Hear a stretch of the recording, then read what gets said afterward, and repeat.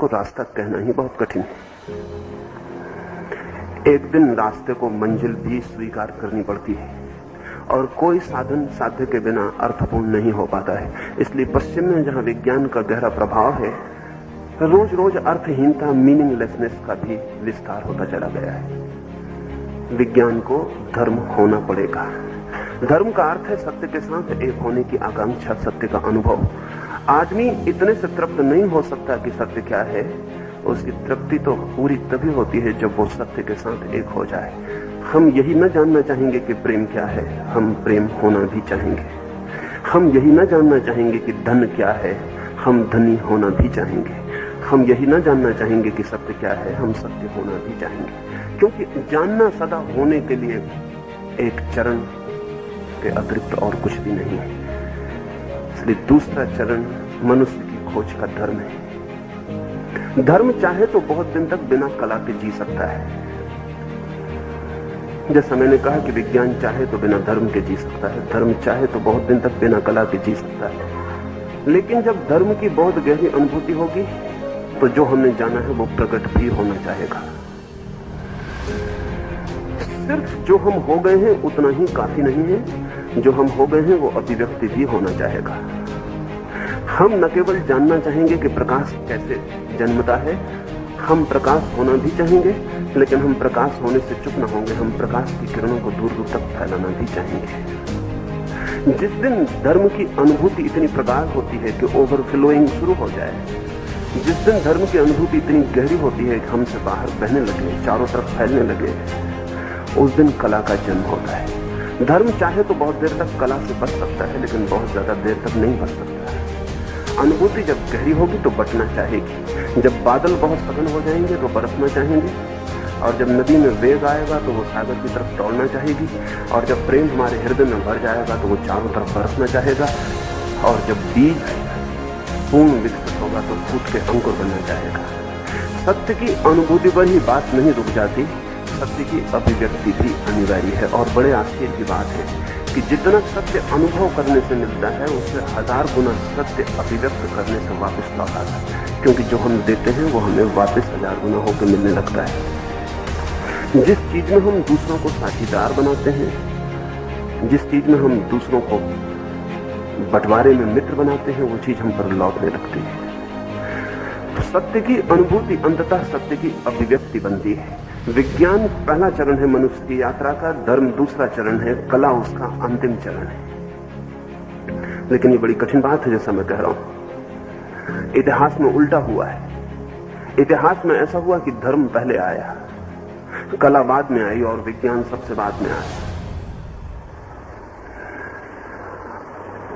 इसलिए कुछ और बातें भी आपसे कहना चाहूं। जो धर्म विज्ञान के पहले आ जाएगा वो अवैज्ञानिक होगा, सुपरस्टिटस होगा। जो धर्म मनुष्य के पास विज्ञान के पहले आ जाएगा वो अंधविश्वास के निकट होगा, वैज्ञानिक नहीं हो सकता। इसलिए जो धर्म विज्ञान के पहले पृथ्वी पर आ गया, वो जिन्होंने अनुभव किया होगा, बहुत थोड़े से लोगों ने, कोई जीसस, कोई कृष्ण, कोई बुद्ध, कोई महावीर, कोई कन्फ्यूशियस, 10-5 लोगों के जीवन में तो वो गहरे अर्थों में था। लेकिन हम सबके जीवन में वो अंधविश्वास से ज्यादा नहीं हो सकता था। विज्ञान के ठीक विकास के बाद जो धर्म आएगा वही वैज्ञानिक हो सकता है। यही वजह है कि दुनिया में होना तो चाहिए था एक धर्म, लेकिन हो गए अनेक। बीमारियां अनेक हो सकती हैं, स्वास्थ्य अनेक नहीं होते। मैं बीमार पड़ूंगा तो अपने ढंग से, आप बीमार पड़ेंगे तो अपने ढंग से। और बीमारियों के हजारों नाम, कोई टीबी से बीमार पड़ता है, कोई कैंसर से बीमार पड़ता है, लेकिन जब आप स्वस्थ हो जाते हैं तो स्वास्थ्य का कोई भी नाम नहीं है। तब आप ये नहीं कह सकते कि मैं किस ढंग से स्वस्थ हो गया हूं, आप सिर्फ स्वस्थ हो जाते हैं। अधर्म 1000 हो सकते हैं, धर्म 1000 नहीं हो सकते। अधर्म बीमारी है, धर्म स्वास्थ्य। इसलिए धर्म तो एक ही हो सकता है, लेकिन एक नहीं हो सका, क्योंकि विज्ञान के पहले जो भी आएगा वो अंधविश्वास होगा, वो विज्ञान नहीं बन पाता है। अब पहली बार पृथ्वी पर धर्म के अवतरण की समुचित व्यवस्था हो पा रही है। और भविष्य में जो धर्म अवतरित होगा वो हिंदू नहीं होगा, वो मुसलमान नहीं होगा, वो जैन नहीं होगा, वो ईसाई नहीं होगा, वो सिर्फ धर्म होगा। और जिस दिन मनुष्य जाति पर सिर्फ धर्म का अवतरण होगा, उस दिन ही हम धर्म के नाम पर हो रही नासमझियों से मुक्त हो सकेंगे, उसके पहले नहीं हो पाएंगे। आश्चर्य की बात है कि साधारण धार्मिक आदमी हिंदू मुसलमान होता है तो ठीक, सन्यासी भी हिंदू मुसलमान ईसाई और जैन होता है। कम से कम सन्यासी तो सिर्फ धार्मिक हो, वो भी संभव नहीं हो पाए। आश्चर्यजनक है ये बात। असल में समाज के लोग सन्यासी को भी पकड़ लेते हैं, समाज की सीमाएं और विशेषण सन्यासी को भी घेर लेते हैं, समाज की गुलामियां और समाज के बंधन सन्यासी को भी पकड़ लेते हैं। धर्म पैदा हुआ, कुछ थोड़े से व्यक्तियों के जीवन में उसकी अनुभूति गहरी थी, लेकिन समूह के जीवन में वो तब तक नहीं पहुंच सकता था जब तक कि विज्ञान ठीक भूमि को साफ न कर दे। अब विज्ञान ने भूमि ठीक से साफ कर दी और अब धर्म अवैज्ञानिक ढंग से नहीं स्वीकृत होगा, इसलिए बड़ी कठिनाई पैदा हो रही है। जो लोग अंधविश्वासों को पकड़े हुए थे वे सोचते हैं कि सारी दुनिया अधार्मिक होती जा रही है। वे बड़ी भ्रांति में, सारी दुनिया अधार्मिक नहीं हो रही, सारी दुनिया अंधविश्वासों से मुक्त होने की कोशिश कर रही है और नए धर्म के जन्म की संभावनाओं को प्रकट कर रही है। आज बड़ी अजीब हालत है। आज अजीब हालत यह है कि जिसको हम कहें कि जो मंदिर नहीं जाता, हमारे पुराने शास्त्र को नहीं मानता, हमारे पुराने सिद्धांत को नहीं मानता, बहुत संभावना उल्टी हो गई है। संभावना यह हो गई है कि उस आदमी की जिंदगी में धर्म थोड़ा ज्यादा हो सकता है, बजाय उनके जो मंदिर जाते हैं, पूजा करते हैं, प्रार्थना करते हैं। सच तो यह है कि इस सदी के समस्त बुद्धिमान विचारशील लोग धर्म के कारागृहों में खड़े होने को राजी नहीं रह गए। उसका कारण यह नहीं है कि लोग अधार्मिक हो गए, उसका कारण कुल इतना है कि अब धर्म वैज्ञानिक होने की चेष्टा कर रहा है और अवैज्ञानिक धाराएं उसे छोड़नी पड़ेंगी, उन्हें वो छोड़ रहा है। तो आज उल्टी बात हुई है। अगर हम बुद्ध के जमाने में लौटें या कृष्ण के जमाने में लौटें तो उस जमाने का श्रेष्ठतम बुद्धिमान आदमी धार्मिक था, और आज अगर हम धर्म की तरफ देखें तो आज का सबसे कम विकसित आदमी धार्मिक मालूम पड़ता है। सबसे कम शिक्षित, सबसे कम बुद्धिशाली, सबसे ज्यादा पिछड़ा हुआ आदमी आज धार्मिक मालूम पड़ता है। कृष्ण के जमाने में सबसे ज्यादा विकसित, सबसे ज्यादा बुद्धिमान आदमी धार्मिक मालूम पड़ता है। यह हैरानी की बात है। आज जो आदमी ठीक से शिक्षित है, जो आदमी ठीक से सोच विचार करता है, वो आदमी अचानक अधार्मिक क्यों हो जाता है? इस सोचने जैसी बात। हम कहेंगे ये शिक्षा गलत है, हम कहेंगे कि ये तर्क गलत है जो आज लोगों को दिए जा रहे हैं, इसलिए लोग अधार्मिक हो रहे हैं। नहीं, ऐसा नहीं। बात उल्टी हो गई है। बात ऐसी हो गई है कि धर्म अब वैज्ञानिक सुचिंतित होने की चेष्टा कर रहा है, और जब सुचिंतित होने की चेष्टा धर्म करेगा तो निश्चित ही विचारशील लोग बंधी हुई धाराओं के बाहर हो जाएंगे। धर्म अब वैज्ञानिक हो सकता है क्योंकि विज्ञान अब विकसित हुआ है। जैसे आज से 100 साल पहले का वैज्ञानिक ईश्वर को इंकार कर रहा है, लेकिन आज का वैज्ञानिक उतनी हिम्मत से ईश्वर को इंकार नहीं कर सकता है। आइंस्टीन ने मरने के पहले कहा कि जब मैंने विज्ञान की खोज शुरू की थी तो मैं सोचता था कि आज नहीं कल सब जान लिया जाएगा। और आइंस्टीन शायद मनुष्य जाति में पैदा हुए उन थोड़े से लोगों में से एक है जिसने सर्वाधिक जाना है। मरने के 2 या 3 दिन पहले आइंस्टीन ने अपने एक मित्र को कहा कि जो भी मैंने जाना है आज मैं कह सकता हूं कि उससे सिर्फ मुझे मेरे अज्ञान का पता चलता है और कुछ नहीं पता नहीं। और जो जानने को शेष रह गया है वो इतना ज्यादा है कि जो हमने जान लिया है उसकी तुलना भी नहीं की जा सकती। मरने के पहले आइंस्टीन ने कहा कि मैं एक रहस्यवादी की तरह मर रहा हूं, एक वैज्ञानिक की तरह नहीं। मुझे जगत रोज रोज ज्यादा मिस्टीरियस, ज्यादा रहस्यपूर्ण होता चला गया है। जितना ही मैंने खोज की है उतना ही मैंने पाया है कि खोज करने को और भी ज्यादा आयाम खुल गए हैं और डायमेंशंस खुल गए हैं। जितने दरवाजे मैंने खोले पाया कि और बड़े दरवाजों पर पहुंच गया हूं। जितने रास्ते मैंने पकड़े पाए कि और बड़े राजपथों पर मुझे पहुंचा दिया गया है। जितनी कुंजियां मैंने पाई उनसे जो ताले मैंने खोले पाया कि और बड़े ताले आगे लटके हुए हैं। एडिंगटन ने अपने संस्मरणों में लिखा है कि जब मैंने सोचना शुरू किया था तो मैं समझता था जगत एक वस्तु है, लेकिन अब मैं कह सकता हूं कि more and more the world is looking not like a thing but like a thought। लेकिन अब मैं कह सकता हूं कि जगत वस्तु की तरह मालूम नहीं पड़ता बल्कि एक विचार की तरह मालूम पड़ता है। अगर जगत एक विचार है तो विज्ञान ने छलांग लगा ली धर्म में, और जगत अगर एक अनंत रहस्य है तो हमने परमात्मा शब्द का उपयोग किया हो या न किया हो, हम परमात्मा के द्वार के पास खड़े हो गए। और अगर जगत हमारे ज्ञान से नहीं सुलझता, सिर्फ जानने से नहीं सुलझता, तो बहुत देर नहीं है जब हम ये बात कह पाएंगे कि जानने से नहीं सुलझेगा, होने से सुलझेगा। नॉलेज काफी नहीं है, बीइंग की जरूरत पड़ गई है। इतना काफी नहीं है कि हम दूर खड़े होकर देखें, जरूरी हो गया है कि हम एक हो जाएं, तन्मय हो जाएं, डूब जाएं और जानें। शायद जानने का अब एक ही रास्ता है, वो होना है। विज्ञान अब धर्म के लिए रास्ता खोज रहा, लेकिन कला भी आ चुकी है दुनिया में, और मैं मानता हूं कि कला तो तब आएगी जब बड़े व्यापक पैमाने पर धर्म आ जाए। तो फिर कला के नाम पर जो आया है वो क्या है? कला के नाम पर 99% तो वासना का उभार है। 99%, चाहे काव्य हो, चाहे चित्र हो, चाहे मूर्तियां हो, चाहे संगीत हो, कला के नाम पर अभी जो भी पृथ्वी पर है वो मनुष्य की वासनाओं को उत्तेजना देने के अतिरिक्त और कुछ भी नहीं है। कह रहा हूं 99%, चाहे कालिदास के ग्रंथ हों और चाहे भवभूति के, और चाहे बायरन की कविताएं हों और चाहे शैली की, पृथ्वी पर जो भी कला के नाम पर अब तक आया है वो मनुष्य की इंद्रियों को स्टिमुलेंट का काम कर रहा है और कुछ भी नहीं कर रहा। असल में धर्म के बाद ही वास्तविक कला का जन्म हो सकता है, लेकिन अभी धर्म का ठीक जन्म ही नहीं हो पाया। 1% मैंने छोड़ दिया। 99% कला के नाम पर सिर्फ मनुष्य की वासनाओं का विस्तार है, और 1% में कुछ थोड़ा सा हिस्सा उनका है जिन्होंने धर्म को जाना और कला को जन्म दिया। जैसे मीरा के भजन हो, तो मीरा के भजन साधारण भजन नहीं है।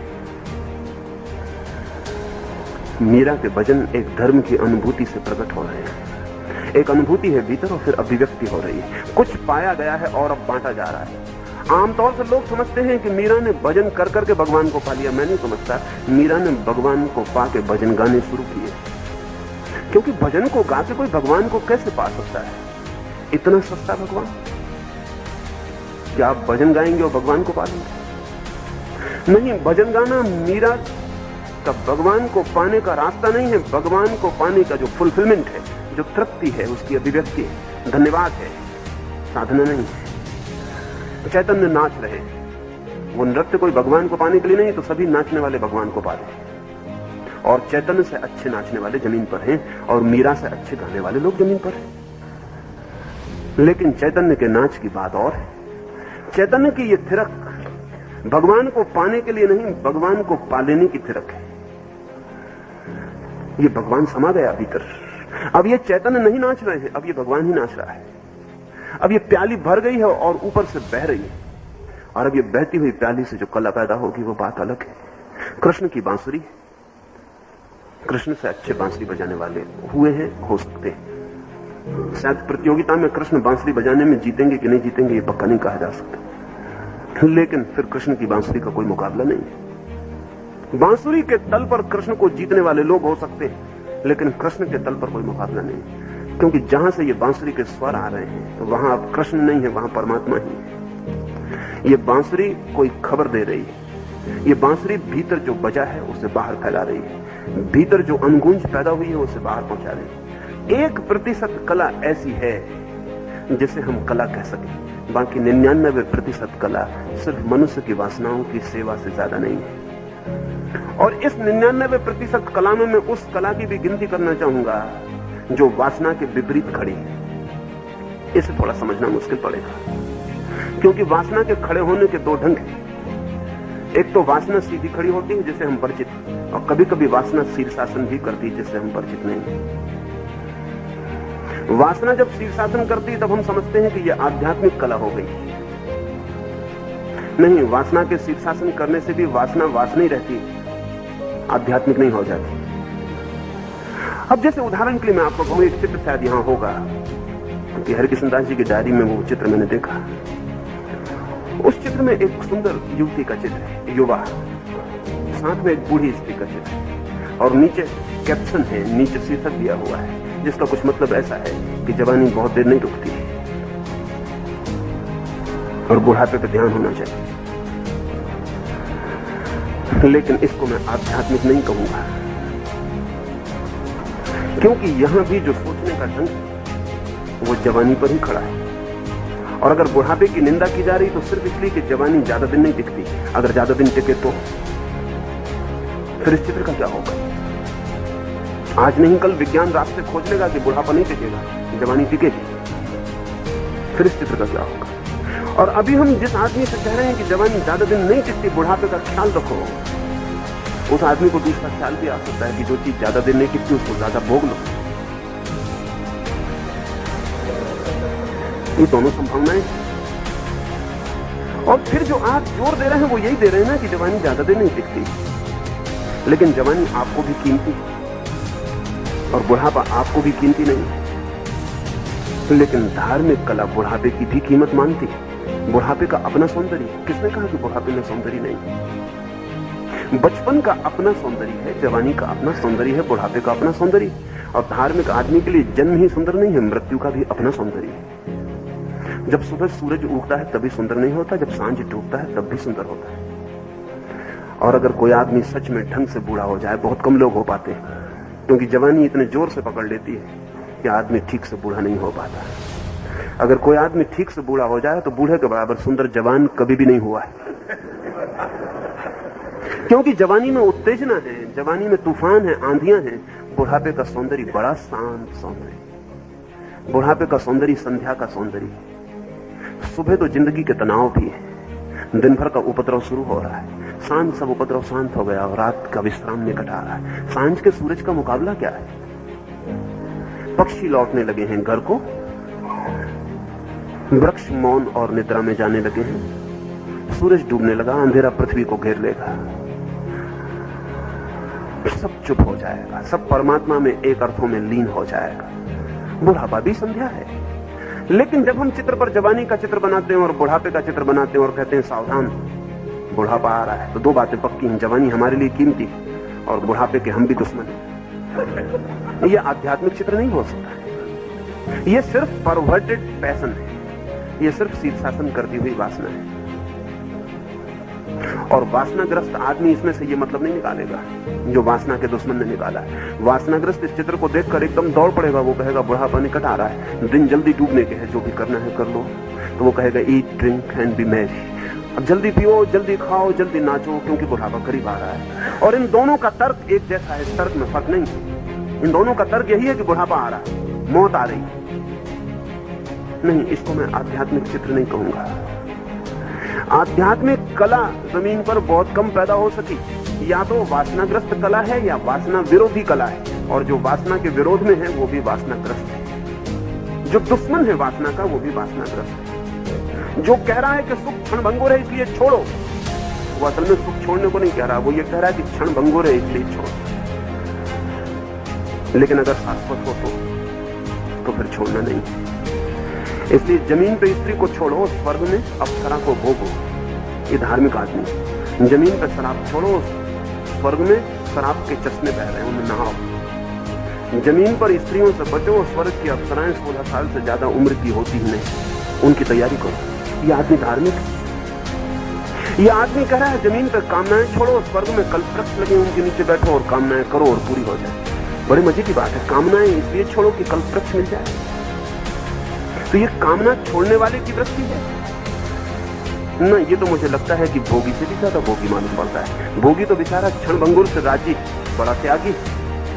ये आदमी कह रहा है कि हम क्षण भंगुर को छोड़ते हैं क्योंकि हम शाश्वत को चाहते हैं। हम रमणी को छोड़ते हैं क्योंकि हम तो मोक्ष रमणी को चाहते हैं। हम जमीन की स्त्रियों को छोड़ेंगे क्योंकि बूढ़ी हो जाती हैं, हम तो स्वर्ग की अप्सराएं चाहते हैं जो कभी वृद्ध नहीं होती। हम सुख छोड़ते हैं क्योंकि ये आते हैं और चले जाते हैं, हम ऐसे सुख चाहते हैं जो आए और कभी न जाएं। ये आदमी आध्यात्मिक है या सुखवादी है? ये हेडोनिस्ट है, पार एक्सलेंस। इसका मुकाबला ही नहीं है सुखवाद का। इस सुखवादी ने स्वर्ग बनाए, ये धार्मिक नहीं है। ये प्रलोभन दे रहा है, ये कह रहा है यहां की स्त्रियां छोड़ो तो और अच्छी स्त्रियां इंतजार कर रही हैं। यहां का धन छोड़ो तो अपार धन, अनंत धन इंतजार कर रहा है। यहां का शरीर छोड़ो और सुंदर देह मिल जाएगी, देवों की देह। नहीं, ये धार्मिक चिंतन नहीं है, ये वासना शीर्षासन करती हुई खड़ी हो गई।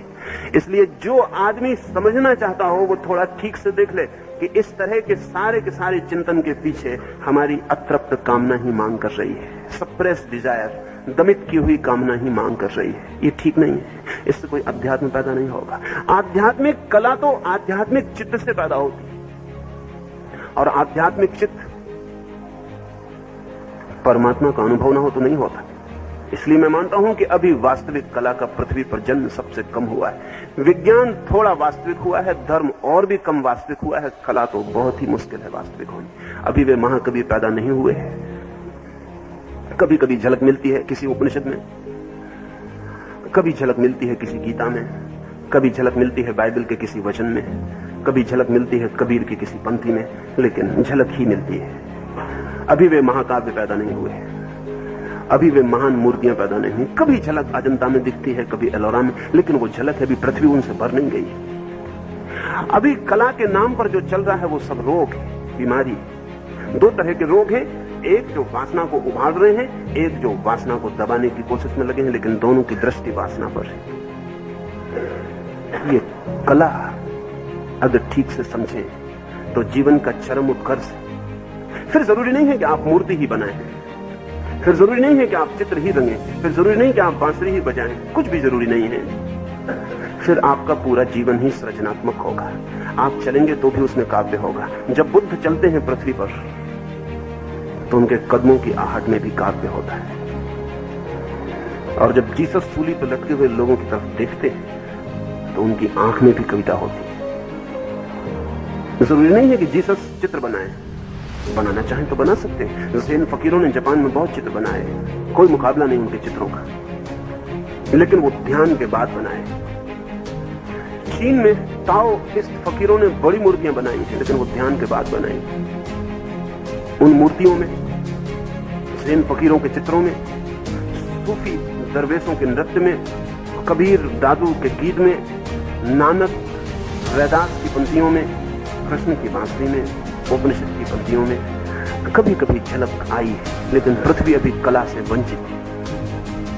मौन भी काव्य हो सकता है। सच तो यह है कि परम अर्थों में जब कविता पूरी होती है और कला पूरी होती है तो मौन हो ही जाएगी।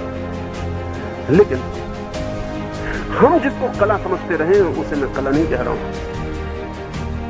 हम जिसे कला समझते रहे हैं वो ठीक वैसी ही है जिसे हम मनुष्य की वासनाओं को सहयोग देने वाला कहें या मनुष्य की वासनाओं को दबाने वाला कहें।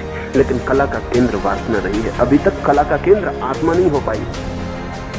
कला का केंद्र आत्मा तभी हो सकती है जब कलाकार देने को उत्सुक न हो, कुछ बनाने को उत्सुक न हो।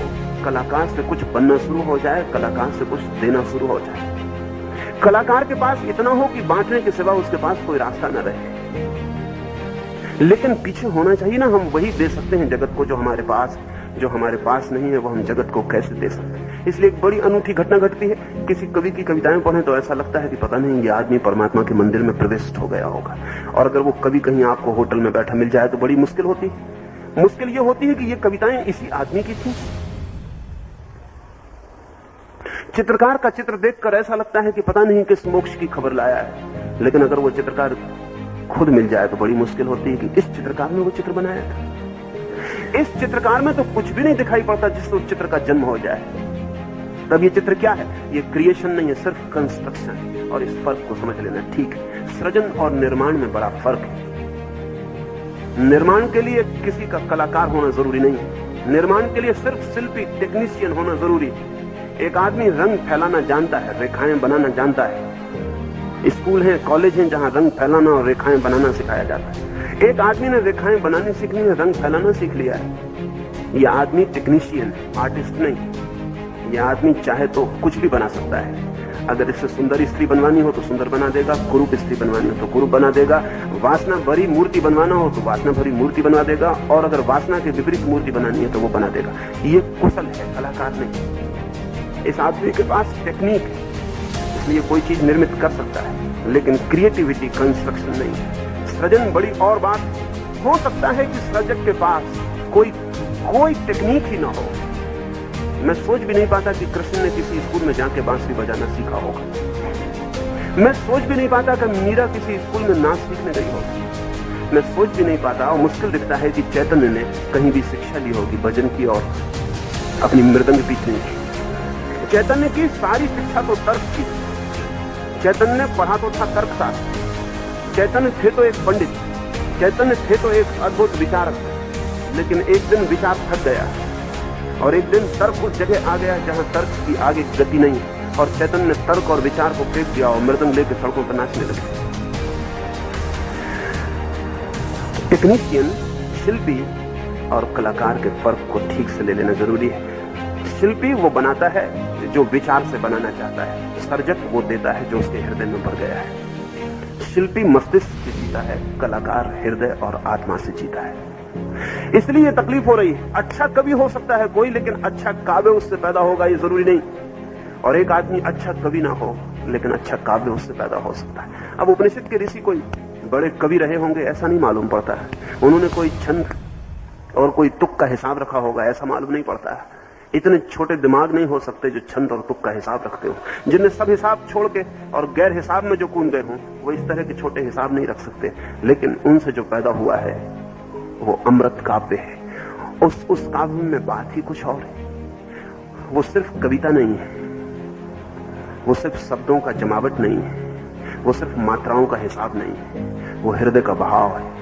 कुछ भीतर से बहा है और फैल गया है। उस बहाव में ही काव्य है। रेल की गाड़ियां चलती हैं पटरियों पर, ठीक लोहे की पटरियों पर दौड़ती हैं। नदियां रेल की पटरियों जैसी नहीं दौड़ती। बेढंगे हैं उनके रास्ते, अनजान अपरिचित हैं उनके मार्ग, कुछ पता नहीं, बना बनाया रेडीमेड कोई रास्ता ही नहीं है गंगा का। लेकिन गंगा के दौड़ने में जिंदगी, रेल में जिंदगी नहीं हो सकती। टेक्नीशियन रेल की पटरियों पर दौड़ता है, सीखे सिखाए मार्गों का उपयोग करता है। कलाकार अनजान अपरिचित अननोन में प्रवेश करता है। उसे कुछ पता नहीं है कि क्या होगा। जिस समय कोई टेक्नीशियन किसी चित्र को बनाता है तो वो जानता है कि क्या बना रहा है, वो जानता है क्या बनाने वाला है, उसकी एक प्लानिंग, उसकी एक योजना है। लेकिन जब एक सर्जक एक चित्र को बनाता है तो वो उतना ही चौंकता है बन जाने के बाद जितना देखने वाले चौंकते। उसको खुद भी पता नहीं है कि क्या बन जाएगा। वो सिर्फ परमात्मा के हाथों में अपने को छोड़ देता है। इसलिए बड़े सर्जक कभी नहीं कहते कि हमने कुछ बनाया है, वे कहते हैं हमारे द्वारा कुछ बनाया गया है। वे सिर्फ मीडियम, माध्यम रह जाते हैं।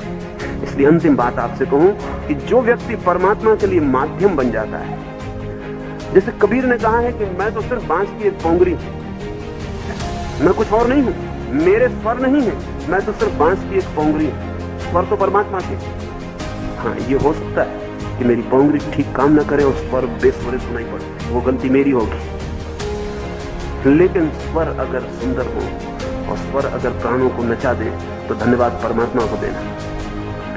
कबीर कहते हैं मैं बांस की पोंगरी। कला उस दिन पैदा होती है जिस दिन व्यक्ति बांस की पोंगरी हो जाए, जिस दिन वो कहता है मैं नहीं हूं, तू ही है। और जिस दिन उसकी अंगुलियां उसके अहंकार का काम नहीं करती बल्कि परमात्मा का काम करने लगती। रामकृष्ण परमहंस का एक चित्रकार ने फोटो उतारी और रामकृष्ण के पास वो एक चित्र को बना के लाया, रामकृष्ण का ही चित्र। और जब वो चित्र आया तो कोई 10-25 लोग मौजूद थे रामकृष्ण के पास। रामकृष्ण ने वो चित्र देखा, वो उठ के नाचने लगे और उस चित्र के पैर पड़ने लगे। वो रामकृष्ण का ही चित्र था। पास बैठे भक्तों ने कहा आप ये क्या कर रहे हैं? भक्त अपने गुरुओं की बड़ी रक्षा करते रहते हैं, क्योंकि भक्तों को सदा डर रहता है कि गुरु कुछ गड़बड़ ना कर दे।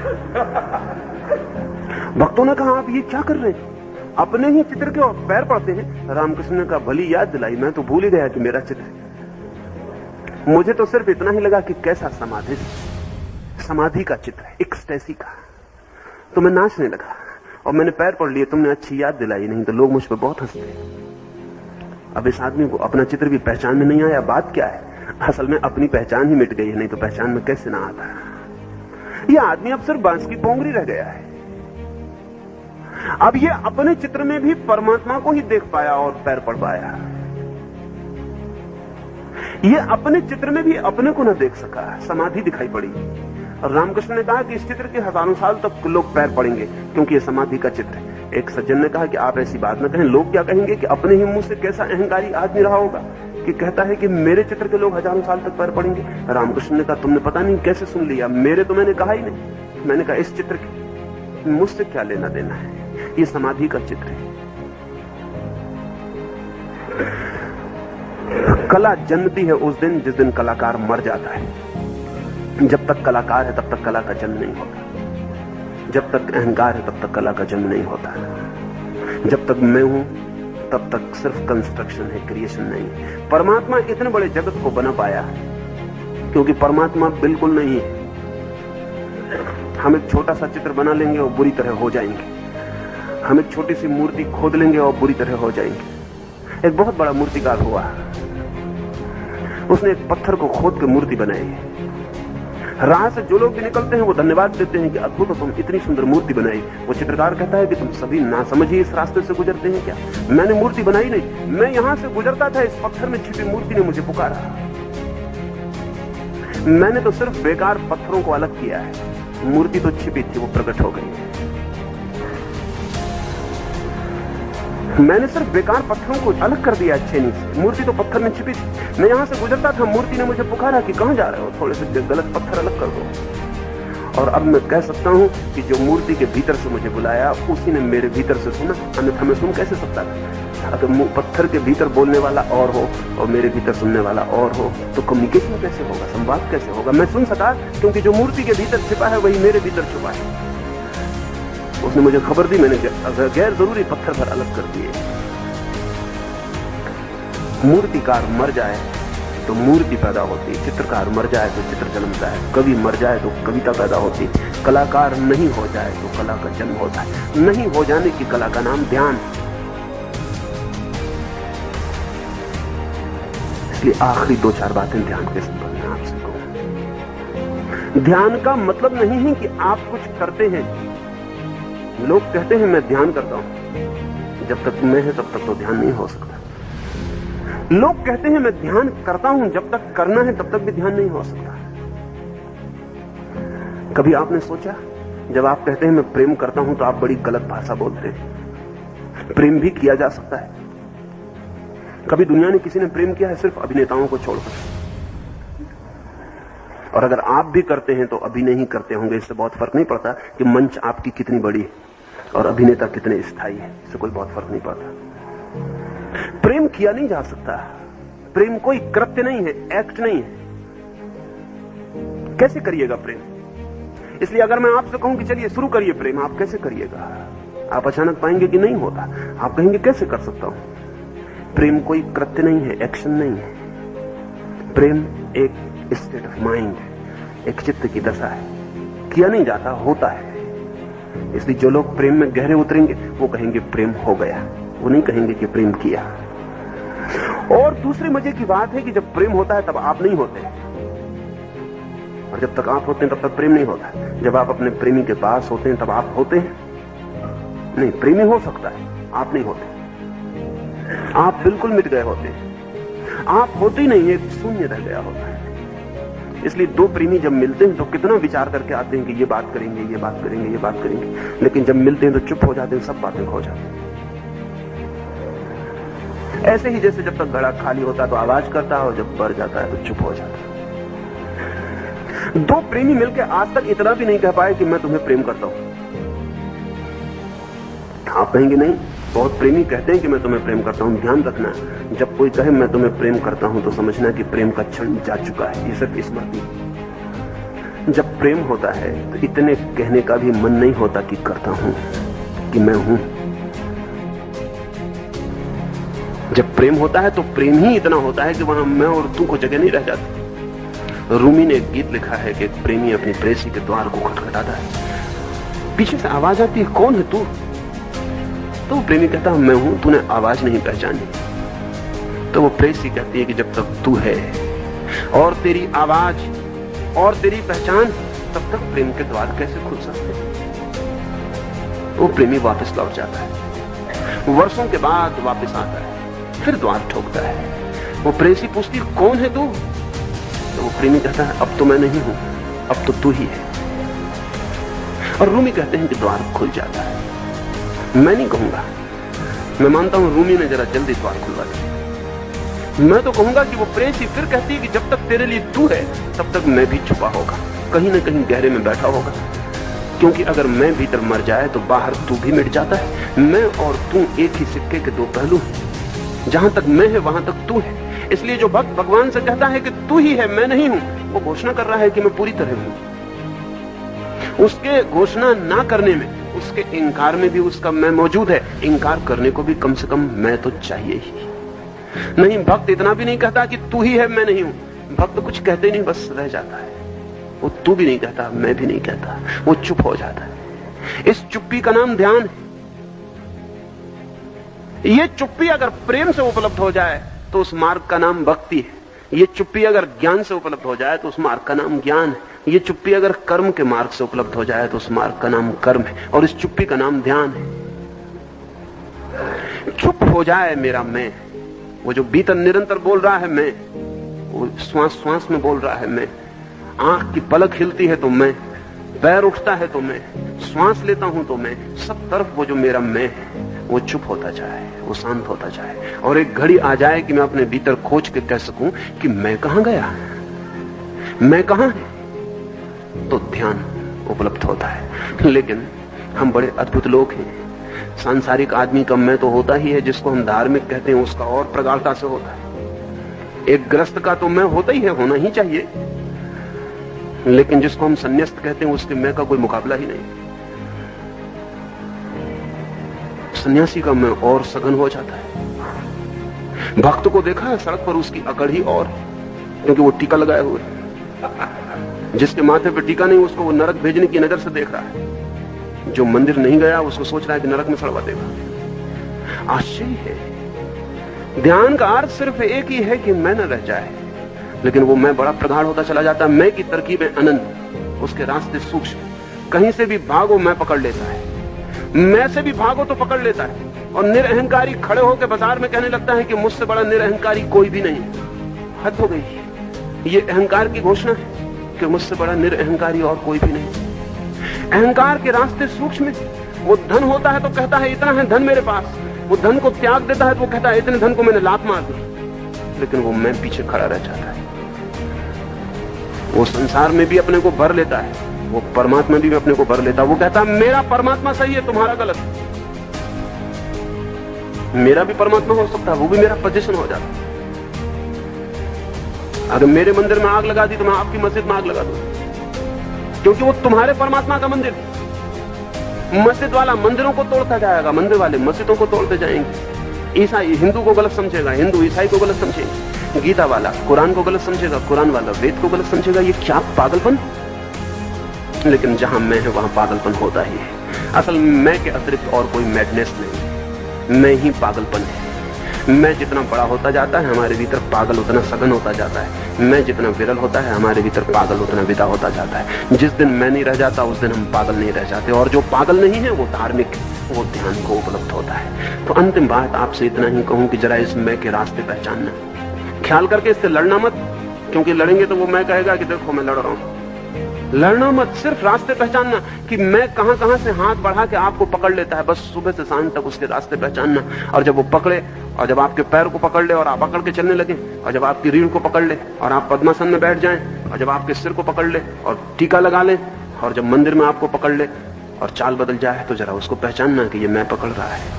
और जब आप मैं को पहचानने लगेंगे तो बुद्ध का एक वचन है कि जैसे घर में दिया जला हो तो चोर नहीं आते हैं, और घर का पहरेदार जगा हो तब तो चोर आना बहुत मुश्किल हो जाता है। लेकिन पहरेदार सोया हो तो घर का दिया बुझा हो तब तो घर चोरों का ही हो जाता है। ऐसे ही जब भीतर हमारा पहरेदार जगा हो, साक्षी जगा हो और देख रहा हो कि कहां कहां से मैं पकड़ रहा है, तो वो मैं का चोर आना बंद हो जाता है। और जब हमारे भीतर चेतना का दिया जला हो, मौन का दिया जला हो, चुप्पी का दिया जला हो, तो वो फिर चोर हमारे भीतर प्रवेश नहीं कर पाता। और एक ही चोर है, मैं। उसने ही हमसे परमात्मा को छीन लिया। छोटा मोटा चोर नहीं, बहुत बड़ा चोर। क्योंकि जो परमात्मा को छीन सके वो कोई साधारण चोर नहीं है। एक ही दीवार। मैं एक बच्चे को देख रहा था एक रास्ते पर, वो एक बांस की छोटी सी पोंगरी बना के साबुन के बबूले उड़ा रहा था। पोंगरी को डुबा लेता था साबुन के पानी में, फूंक मारता था, बबूला बन जाता और आकाश में उड़ता था। सुबह का सूरज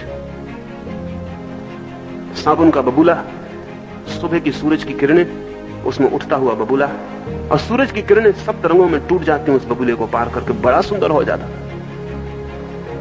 वो बच्चा उसे पकड़ने दौड़ता था, लेकिन वो बबूला ऊपर उठता जाता। बड़ी मजे की घटना उस दिन मुझे दिखाई पड़ी। वो साबुन नीचे भी पड़ी थी, लेकिन सुंदर ना थी। वही साबुन की एक बूंद फैल के सूरज की किरणों में बहुत सुंदर हो गई थी। जिसे हम सौंदर्य कहते हैं, वो सब ऐसा ही सौंदर्य है। सब मिट्टी है, सूरज की किरणों में फैल के सुंदर हो जाती है। कहीं फूल बन जाता है, कहीं आदमी बन जाता है, कहीं स्त्री बन जाती है, कहीं चांद बन जाता है। सब सूरज की किरणों में फैल के सुंदर हो जाता है। सौंदर्य नीचे पड़ी चीजों का ऊपर उठ जाना है। सौंदर्य अंधेरे में पड़ी चीजों का प्रकाश में आ जाना है। सुंदर हो गया था बहुत। एक बूंद साबुन की, बर्तन में नीचे साबुन की बूंदें पड़ी थी, सुंदर न थी, सूरज की किरणों में बहुत सुंदर हो गई थी। और बड़ा आश्चर्य कि वो बबूला ऊपर उठ रहा था। ऐसा लगता था जैसे बबूला अपनी तरफ से ऊपर उठ रहा है। आपने भी साबुन के बबूले ऊपर उठते देखे होंगे, लेकिन आपको पता ना होगा कि बबूला क्यों ऊपर उठता है। साबुन का बबूला इसलिए सिर्फ ऊपर उठता है कि बच्चे के मुंह से जो हवा निकलती है वो गर्म होती, बाहर की हवा से। ठंडी हवा नीचे की तरफ गिरती रहती है, गर्म हवा ऊपर की तरफ उड़ने लगती है। गर्म हवा को जगह देने के लिए ठंडी हवा मार्ग छोड़ देती तो बबूला ऊपर उठने लगता है। हालांकि बबूला भी नीचे गिरना चाहता है, सब चीजें नीचे गिरना चाहती हैं, लेकिन गर्म हवा है, विरल है। आसपास की जो हवा है ज्यादा ठंडी, ज्यादा सघन, आसपास की हवा ज्यादा इगोइस्ट है, ज्यादा अहंकार से भरी है। बबूले के पास अहंकार जरा विरल है, तो वो ऊपर उठने लगता है। उसके पास मैं का भाव थोड़ा कम है, हवा थोड़ी सघन कम है, इसलिए ऊपर उठने लगता है। लेकिन एक और मजे की बात है कि वो थोड़ी देर ही ऊपर उठता है, लेकिन जैसे जैसे ऊपर उठता है बड़ा होता जाता है। जो भी चीज ऊपर उठती है बड़ी होती चली जाती है।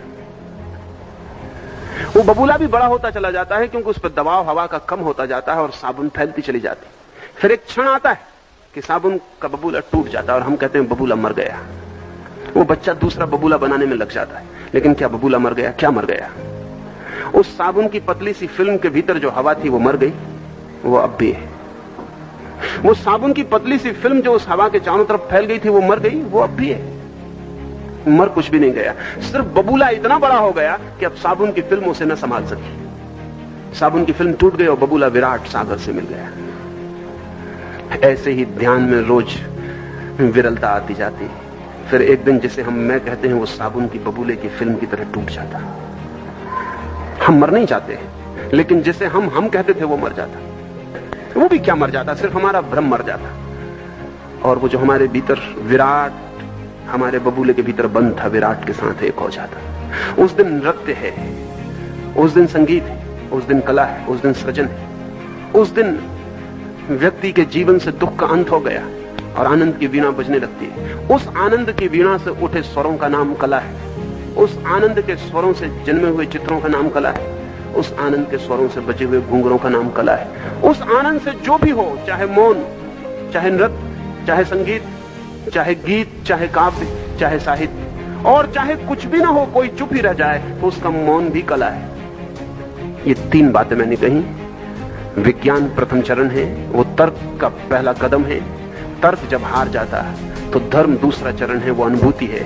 और जब अनुभूति सघन हो जाती तो वर्षा शुरू हो जाती, वो कला है। और इस कला की उपलब्धि सिर्फ उन्हें ही होती है जो ध्यान को उपलब्ध होते हैं। ध्यान की बाई प्रोडक्ट है। जो ध्यान के पहले कलाकार है वो किसी न किसी अर्थों में वासना केंद्रित होता है। जो ध्यान के बाद कलाकार है उसका जीवन, उसका कृत्य, उसका सृजन सभी परमात्मा को समर्पित और परमात्मा में हो जाता है। इसलिए कला को मत खोजना, खोजना ध्यान को, और कला को छाया की तरह पीछे से आने देना। कला को मत खोजना, खोजना मौन को, कला को पीछे आने देना। कला सदा शैडो की तरह आती है, पीछे से आती है। जो कला को सीधा खोजता है वो शैडो लैंड में खो जाता है, वो सिर्फ छायालोक में खो जाता है। इसलिए जिसको हम कलाकार कहते हैं, चित्रकार, मूर्तिकार, कवि, वो सब छायालोक में खोए रहते हैं। सत्य की दुनिया से उनका कोई संबंध नहीं हो पाता। वे सिर्फ सपनों में ही खोए रहते हैं और अपने सपनों को ही सजाते और संवारते रहते हैं। कला का सपनों से कोई संबंध नहीं। जितना संबंध विज्ञान का सत्य से है, जितना संबंध धर्म का सत्य से है, उतना ही संबंध कला का भी सत्य से है। ये थोड़ी सी बातें मैंने कही, जरूरी नहीं कि मेरी सब बातें ठीक हो, यह भी जरूरी नहीं कि कोई एक आध बात भी ठीक हो, यह भी जरूरी नहीं कि आप मेरी बातें माने। इतना ही काफी है कि जो मैंने कहा उसे आप थोड़ा सा सोचना, हो सके तो थोड़ा सा अनुभव करना, हो सके तो अनुभूति को थोड़ा सा फैलने देना और बचने देना। मेरी बातों को इतनी शांति और प्रेम से सुना, उससे बहुत अनुग्रहित हूं और अंत में सबके भीतर बैठे परमात्मा को प्रणाम करता हूं। मेरे प्रणाम स्वीकार।